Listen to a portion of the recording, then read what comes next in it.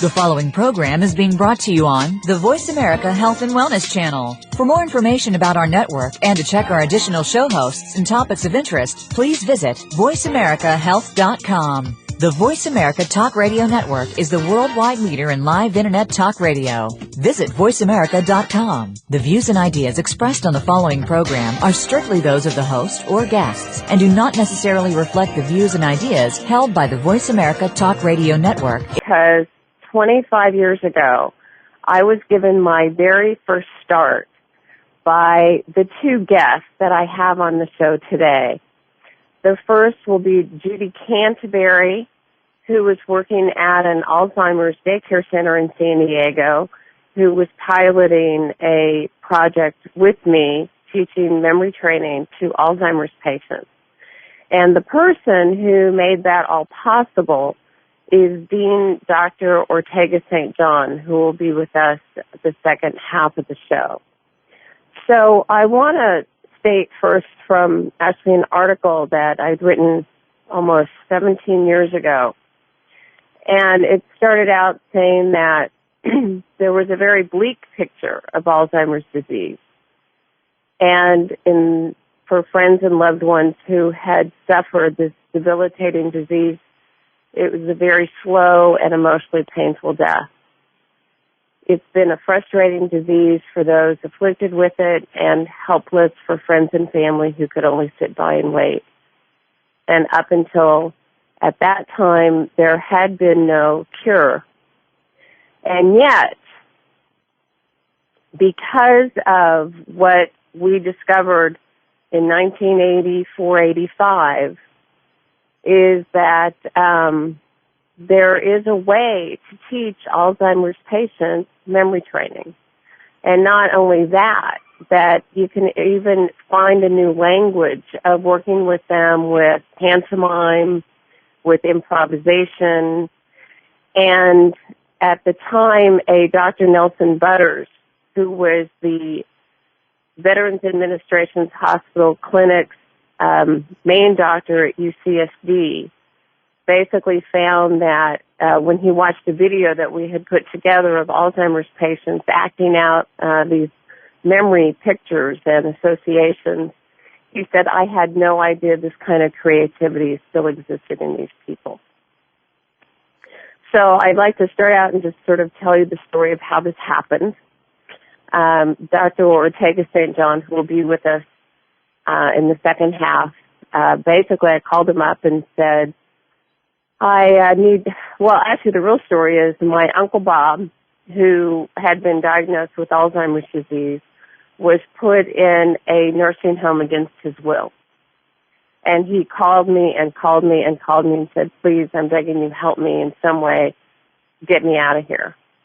And because I was a niece, not a daughter, the attorney that I went to see told me the only thing I could do to try to help my uncle was to see if this memory program that I'd been teaching in San Diego City schools could help Alzheimer's people. And that's when I went to Dr. St. John, and I was able to be a community college teacher in a couple different locations. It took me 4 months of going in twice a week, working with the groups for an hour and a half at a time before I had any success. And people may ask me and say, why did you stick with it? And I think there were two reasons. One is I felt I had to find a way. I just had to, because my whole family, except for my brother and my cousins, were no longer in my life. And I really loved my family dearly. My grandmother had passed away. My mother had passed away. My father had remarried and had a different life. And my brother and I were close, but he didn't live in California at the time. And so to lose that face of Uncle Bob when I'd walk in a room and his eyes would light up, at the time just felt like too much for me. And the secondary is that Alzheimer's runs in my family. And genetically, there still are aspects that this disease can affect other generations. And so I felt one was to save him, to save me, and then the secondary reason was I didn't want to end up with memory problems myself. So the particular day that the memory system ended up working, because I had gone in and explained to the group, I had slides and a whole slide projector and a whole way of explaining about what memory is. And for the viewers, I'll just go ahead and let you in on it, which I think is really important, is there's actually 3 types of memory. And the first type of memory is sensory. And sensory is just fleeting. It's just seconds. Like a smell or touch. If you put your hand on somebody's shoulder, you can feel the heat, and then once it's taken off, then it's gone. So I say long-distance relationships aren't as satisfying as local. My joke. And then there's short-term memory. Now, most people don't know this, and I wish that it had been taught in school, elementary school, high school, college. That short-term memory is literally as long as 7 to 30 seconds. That's everybody. So when people think they have a bad memory because they can't remember someone's name or they can't remember a phone number, it's not that you have a bad memory. It's natural that it would just go in and go out, unless you can learn how to use a technique, a memory technique, to change short-term to long-term by just making something into a tangible image. So, like my name, Vicki, you could see a Vicks cough drop, or a Bic pen, sounds like Vic. And that's a way. Or someone named Sally, you could see salad. Or a woman named Flora, maybe you could see a floral arrangement, and if she had beautiful hair. And so this way, when you hear something and you can immediately turn it into a picture and make a connection with it, then you recall by re-seeing the image. And then no longer is short-term memory only 7 to 30 seconds. And then there's long-term memory, which is forever.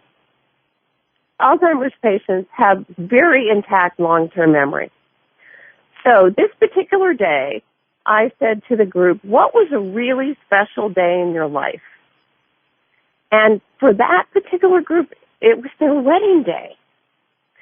And I had each person share one element that was the most important part of that day. And for a gentleman named Bert, it was the Opera House in Minsk, where he and his wife liked to go.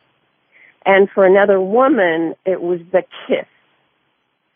And for another gentleman, it was playing golf with his wife, because the two of them liked to play golf. And another man, it was the organ grinder, the actual old-time organ grinder with the monkey. And so after that, I went home, I called an artist, and I had the artist draw a picture of the Opera House, the kiss, the golf course, and the organ grinder, and there were a few others. And then the next week, I showed the pictures, so they did have to be cued. And I said, who is the kiss? And one woman goes, that's me! And I said, who is the organ grinder? And the other man got up and he started pretending he was grinding the organ and whistling. And then the next man said, I said, which was the golf course? And the next man got up and he went from a seated in a chair position where he'd usually sat with his head down, almost as if he was drooling, staring into space. And I said, would you come show us how you play golf with your wife? And we didn't know what he was going to do. He got up from his chair. He started whistling. He pantomimed putting in the golf tee. Then he added the golf ball. Then he visualized, and you could actually see how he was taking the golf ball and the golf club. And then he started to actually wiggle his hips and whistle and then hit the ball. And then he even went as far as to go, woo! And he put his hand over his forehead to view how far the golf ball had gone. And we were all amazed, just amazed to watch this man go from just, as if stiff and crumbly and not even living in a chair to fully awake and alive and active. And it continued with that whole group that day. We filmed it.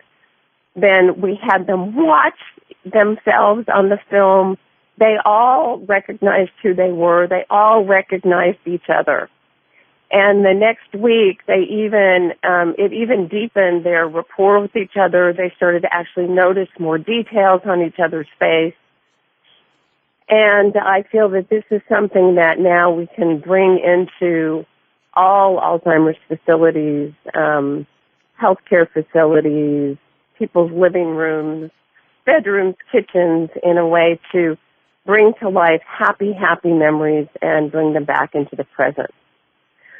So we're going to take a break, and when we come back on, we'll be visiting with Judy Canterbury, who actually was the consultant and nurse in charge at the time that was actually making the film happen. I'm here with Judy Canterbury, who I was just describing. She was the director of the program that I was at 25 years ago. And this is where we had just shot a video of Alzheimer's people doing pantomime and improv. So welcome, Judy. Thank you. And actually, Judy is here in Los Angeles and working still in the area of helping seniors and helping people kind of get their life back in order, so to speak. But Judy, would you share kind of what your experience was, too, because we were doing something brand new that hadn't been done with Alzheimer's patients before, and the number one thing is just thank you for your openness and willingness that we kind of made something happen that we didn't know existed. Well, it was really interesting to me because we were always looking at ways in order to increase our ability to communicate with people with more advanced Alzheimer's. And our center did predominantly serve people that were very moderate to severe. So we had a lot of language loss in those individuals, and I think the major thing was that we suddenly realized that the memory wasn't gone. It was just the ability to express the memory wasn't there. Right. So for me it was exciting in just knowing that you could really elicit some of those memories through alternate ways and not necessarily just through language itself, but through, getting them to act or pantomime out. And I think in some ways it really helped staff to understand the whole person a lot better, that there was still this person, but they were just locked up inside this brain that just wasn't allowing them to function the way they used to. See, I think this is a misunderstanding. People think just because the words don't come out, the memory's not there. And I think you really honed in on a key thing with the whole person is still in there. Mm-hmm.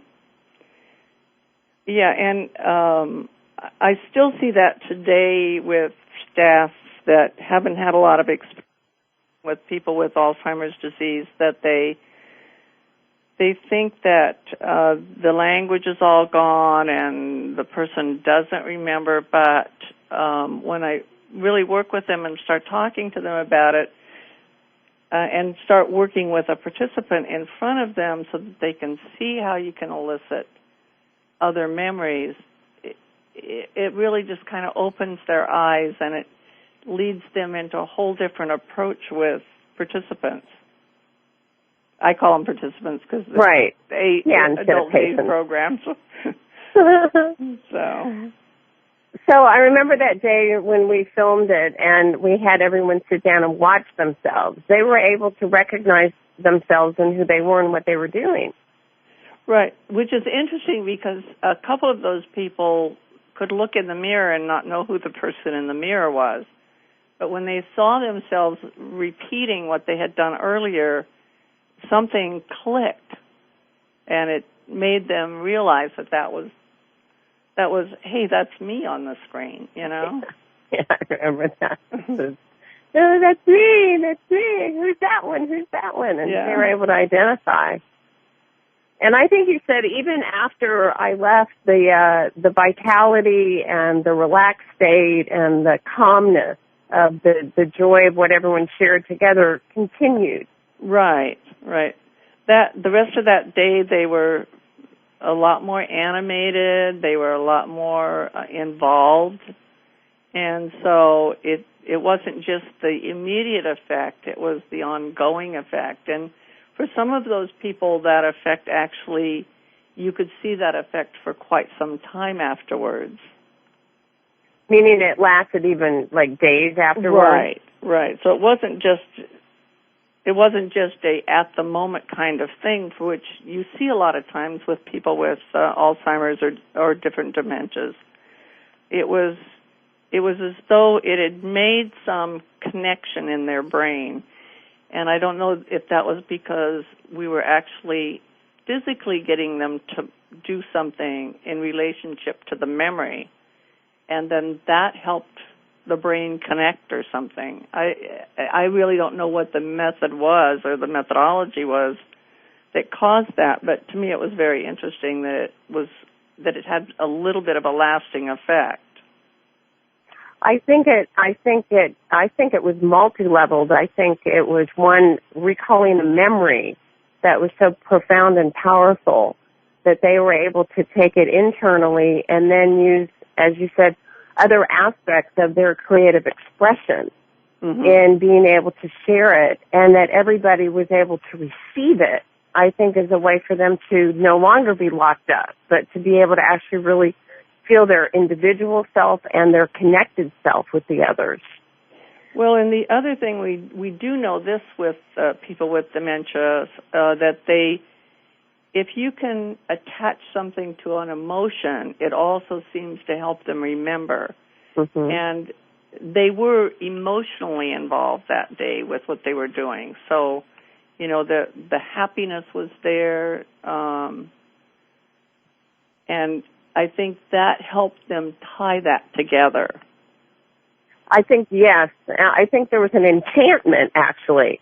It was almost magical, this enchantment that was happening. And I think the multi-sensory level of it, being able to recall it, be able to feel it, sense it, smell it, taste it, was so alive that I think it actually caused that synaptic firing in the brain that was then able to make that link and then hold that image and hold those feelings. Right. Yeah, to me it was a sort of an almost magical day. Yes. So. Yeah, and even watching it. And yet, at the time, it was, when we told people about it, it was unbelievable. They were like, no, couldn't have been. But now we know that it to be true and that it can be recreated as well. Yes, because I understand you've now replicated that in several other settings with people with Alzheimer's disease, and I think that's fantastic. And I think it's this kind of anecdotal type thing that hopefully will someday lead to better research on, some methods that will work to help people who have these terrible dementias, because it's an awful thing to basically lose your mind, and lose your person. Yeah, it's the scariest thing. I had talked about it a couple shows ago when I actually had an accident and ended up brain injured myself. And, here I was inside of an injured brain with know-how, but it took a good 6 years to get a recovery. But that it can be done. But I think, if you look at what happened is we went into an environment where they were. We were able, and they had their own dynamic group experience. And what we did is we brought about positive emotions of things that were outstanding for them that only brought up like the pure joy. Mm-hmm.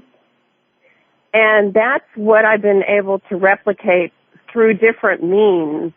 One, besides like a happy memory for that particular group, other people had different kinds of happy memories that I've done. I ran about 9 different other programs through the years from 2000 to about 2005 again. And what I found is that even showing old films, Charlie Chaplin, Keaton, Eddie Cantor, that it brought back not just the happy feelings in the moment of watching it, but it brought back those recall memories of when they were 13 or 14 or 15 or 16 or 17. Right. Well, it's kind of like if you do the sing-along type thing with this population, you use the songs of their era, the things that they remember from their childhood or their young adulthood, it helps them refocus back in on those years and the things that were going on in those years. And for people with dementia, their older memories are still their strongest memories. Exactly. And I think the more you can strengthen those, the more likely you are to be able to help them develop the ability to remember their newer memories. To me, it's just fascinating how that all works. But no, it is. It's all in there. In fact, I had one group. I went in. They were all more than half were in wheelchairs, and also more than half, less than a third. Thank you for your input. Yeah. I am so excited and proud to introduce my guest, Phone itself. Dean Dr. Ortega St. John. Well, thank you for the nice introduction, Vicki. This is Ortega. Well, I didn't even tell them everything. He's our hero of this, I would say, of the last 3 decades. And Ortega is the man who was in charge of hiring teachers through the San Diego Community College adult schools and the regular college as well. And so you're the one that allowed the opportunity for this discovery to even happen. Well, to me, it was just a matter of good common sense. I just kind of pride myself in being able to select outstanding teachers. And when I met you, Vicki, I knew you could heal the people that I had under my charge, and there was just something about you. You just had the look in your face, the compassion, intelligence, combined with compassion, and the vision and the desire to go forward with this. And it was not much a matter of taking a chance on you. I just knew that I had the right one. And so that's Thank you. I started it off, and of course you carried the ball, and did an outstanding job. Well, I'll tell the viewers, what happened was I made the appointment and I walked in and said to you, my uncle called and he needs to get out of a nursing home. And the attorney told me that the only way I can do it is to see if we could find a way to make Alzheimer's people, to see if this memory system could work with them. Mm. And what I remember is you said you had 15 minutes, and for some reason that night, the other appointments you had, nobody showed up. Oh, wow. That's perfect. Do you remember that? Yeah, I remember now, yeah. And you and I sat down and we talked, and you were the one that you talked about when you were a teacher yourself in the Bronx. Yes. And you said that you told every student they had an A and that they were all great. Right. I used to tell them there's a king living inside of each one of you. When I walked into the classroom the first time, I was subbing, or was that night, not subbing, but I was taking over a class. And actually, I think you had kind of like delinquent kids or something? I was hired to take over a classroom in the Bronx, which got rid of 8 teachers before me. And, just literally beat them up. So when I walked into the classroom, I never raised my voice once during the entire year that I was there. But I said to him, I understand you guys wiped out 8 teachers in front of me. He said, yeah, we're going to do SOB, no benefit of initial, you know. And just don't turn your back, you get a knife in it, you know. I said, well, if something's going to have to change, it's going to have to be you because I'm not going to change, you know. But don't worry, I'll help you. And how I helped them is I addressed the greatness inside of them. So everybody believed that you know, God flows through everything and he manifests the greatness inside each person, you know, the individual talents you could tell in their numerology and stuff like that, what they are. And I just addressed that, expected them to do this. This worked very well. And by the end of 1 week, they're walking down to the honor students. I mean, you know, they were just military. Nobody could believe what had happened. Some people said to me, she said, "How did you do that?" I said, "Well, I just believe in them." And she said, "Well, I believe in them too." And I was thinking, yeah, if you believe one of them is wrong, one of them is bad, that's communicated to all of them. See, so you have to have an unflinching belief in the greatness of people. And that to me is what's remarkable. Can you speak like a little, not as close to the mic? Yeah, okay, that'd be fine, yeah. Yeah, right into the mic, but not as close. All right, great. How's that a little bit better? Yeah, because every word you say are just pearls of wisdom. And so I remember you saying within 1 week the kids were dressing better, their posture was better. And right, yeah, and they walked down to the assembly hall and like almost military style, and they loved it. And I would tell the leaders in the class, you know, I would just say to them, I acknowledge them right away. I said, I can see you're a leader, and you have the power to take Mr. St. John, throw him out the window, or knock him out of the class. You can destroy this class and make me totally ineffective because you're a born leader, you know. But on the other hand, I can teach you to be a great leader, a leader of the great stuff, the good stuff, you know.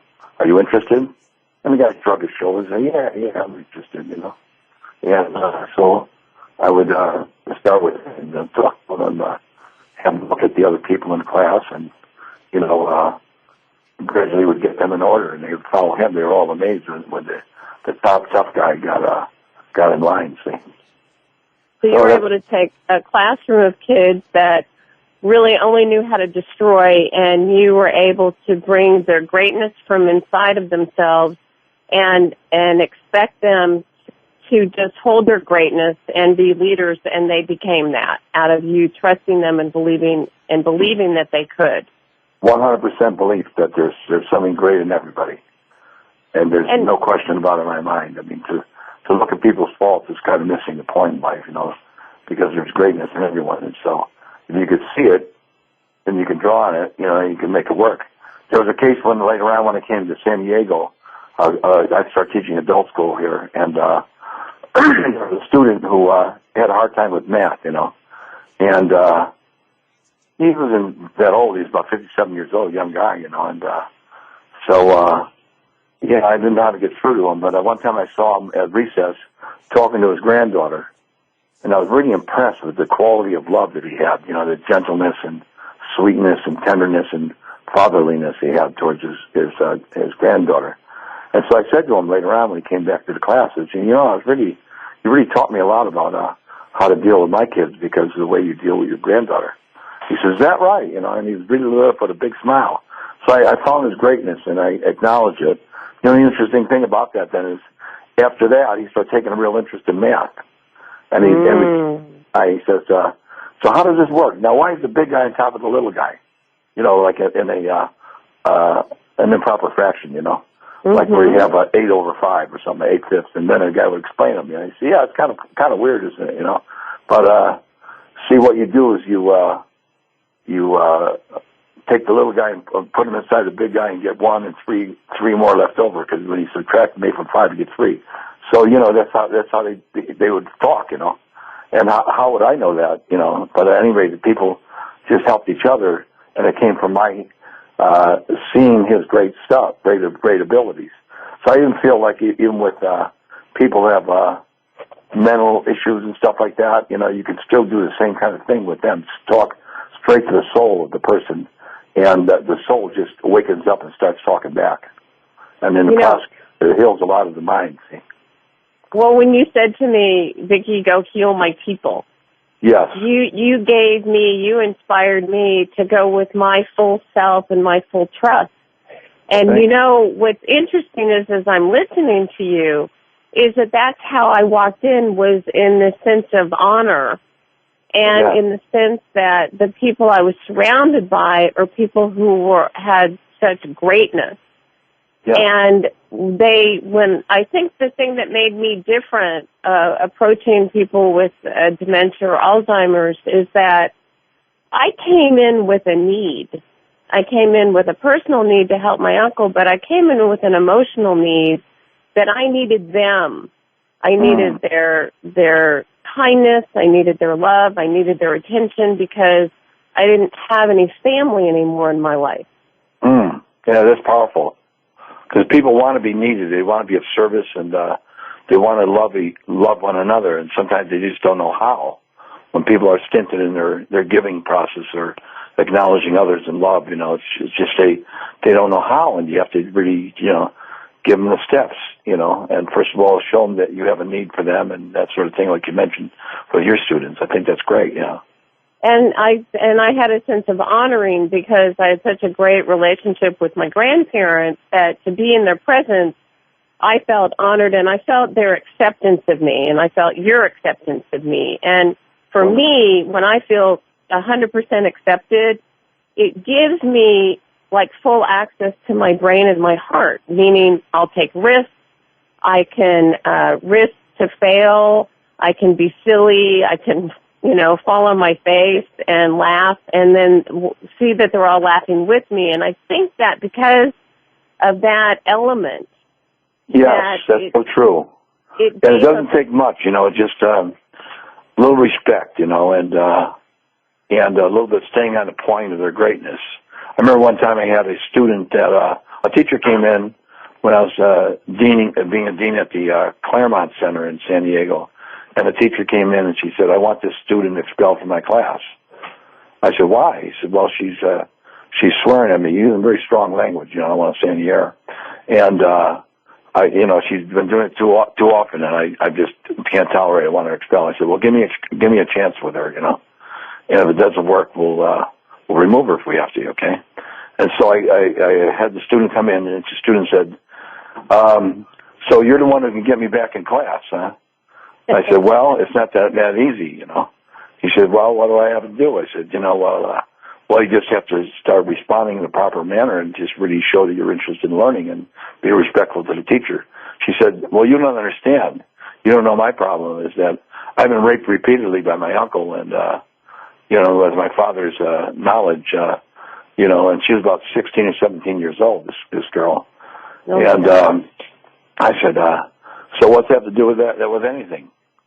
That doesn't have anything to do with you being a student, And I said, "Do you have any money in the bank?" She said, "Yeah, I've got some money from babysitting and stuff like that." "You got $35? "Yeah."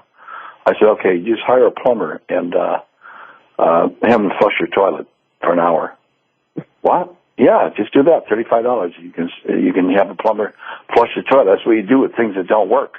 When they're discharged from the body, you have to discharge these things and dispose of them and flush them down the toilet, And she said, "Wow, okay." And then anyway, I got her to see that focusing on the quality of greatness in herself and service to others rather than focusing on her problems is really a key to making herself come to mastery over her life, So, make a long story short, she had a couple other sessions with me, and I asked her if she helped her mother wash the dishes. She said no, her boyfriend helps her. I said, "What? You mean you give that opportunity to help your mother to her boyfriend? Hey, you ought to do it yourself, Show your mother your love and stuff, So she started doing that stuff. And I said, "You got a boyfriend too?" Later on, and she said, "Yeah." And I said, "Do you ever write him any notes, any love letters and stuff?" "No, I never think of it." I said, "Well, why not?" So anyway, what I'm saying is we affected a complete changeover in character from her being a passive individual who's been rendered by her past, into an individual who became conscious of her ability to work favorably towards life and herself, etc. And make a long story short, in about a month, she said, I no longer have to. Oh, she said before. She said, I go to a psychiatrist and I've got therapy, and she's tell me how bad her situation was, and so, basically I went forward with talking about her greatness and stuff, her ability to do things good, and she about a month later she came in and she says, my psychiatrist said I no longer need to come here. No. Great, no. That's beautiful, why is and that? I'm healed, He says, I don't really need this anymore. So it works at all different levels because why? The soul of every individual is the God self inside people, and it knows how to heal everything. So if there's any little answers, little crutches and stuff that people need, like herbal things for. Well, wait. I want to address what you were saying because this really is the whole approach, and I'm seeing perhaps I had it, or perhaps it was your influence, that when I stand in the face of a senior, anybody to me over 50, 60, 70, 80, especially the 90-year-olds, which is my favorite now, is that the honoring them because that they've lived so long and they have so much wisdom. And so I think innately I feel that they feel that from me. And that I kind of come to them with, what can you tell me? What can you share with me that helps me learn? And they kind of want to give because they know I'm hungry for it. Yeah. And I come from that place because of, my own need. But I think so often family members, up until now, view their parent, their friend, their aunt, their uncle, their mother or father or brother or sister with what they had, but not what they have today. And I think you're bringing out a beautiful point, which is if you keep recognizing what they have and you keep focusing on that goodness and beauty and bringing it forth, and then give them encouragement to continue to share those good feelings that then they give it and they give it again and they give it again, then their focus is on their loving and giving and serving. That's beautiful. That's excellent. You said it so well. Those are your words. Those are your words, and I think that's what you're saying is that whether it's what you were sharing with the student or this woman who had a horrifying experience, that being able to focus on something different and really bring that out. Right on, exactly it. And we do a brief comparative study, of say Chinese culture, where the elder person in the family is highly reverenced, honored and just considered with reverence. When she speaks or he speaks, people really listen, and that gives them a standing that honors their intelligence, and so their intelligence is not just put on the back shelf like they're not important. But in our culture, we have a tendency to dismiss the elderly as if they're they have their life and now they're going downhill or something like that, Yeah, I think it's the biggest mistake. I think it's the hugest mistake we make as Americans, and unfortunately it's starting to catch in other, Europe and other countries. And I think you're right. If we can go back to the element of honoring the elder, bowing to the elder, and giving forth what can we do to bring their greatness back in the present. Right, and through their presence, is our gift that we get from them.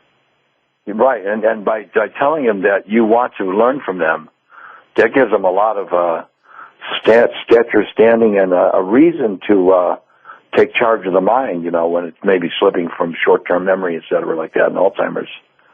Well, we just went through a whole thing on short-term memory, so short-term memory, you don't need to worry about it. We were saying that when you make it a picture and then it changes from short-term to long-term, and that people with Alzheimer's or dementia, they still have full, intact, long-term memory, and we're doing is bringing back happy, emotional feelings. But I also think what you're saying, too, is always remember the greatness in someone and the soul. The mind and the soul are still there. Absolutely. In fact, the mind is just a part of the soul. It's a bifurcated chunk of the soul. It's like we have cosmic consciousness, which is God, then we have individual consciousness, which is the God in man. But when a God and man gets interested in totally material interest, then the higher aspect doesn't come out. But when you address that same person with honor and respect and a reverence for what they have to say, then that greatness comes out again and makes whole the individual. That is perfect. The wholeness of the soul, the individual. We're out of time. Dr. Ortega St. John, God bless you. Thank you so much for being part of this program, and thank you for being a part of really making this offering of discovery of Alzheimer's patients or participants still being fully intact human beings. Thank you for your acknowledgement, Vicki.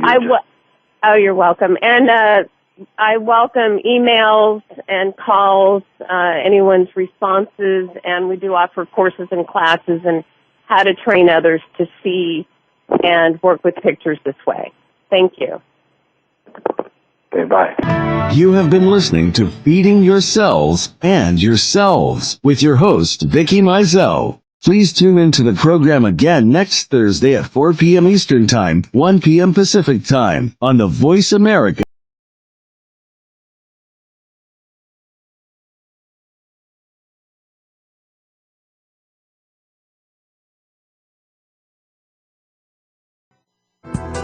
Thanks again for listening to the preceding program, brought to you on the Voice America Health and Wellness Channel. For more information about our network and to check out additional show hosts and topics of interest, please visit voiceamericahealth.com. The Voice America Talk Radio Network is the worldwide leader in live Internet talk radio.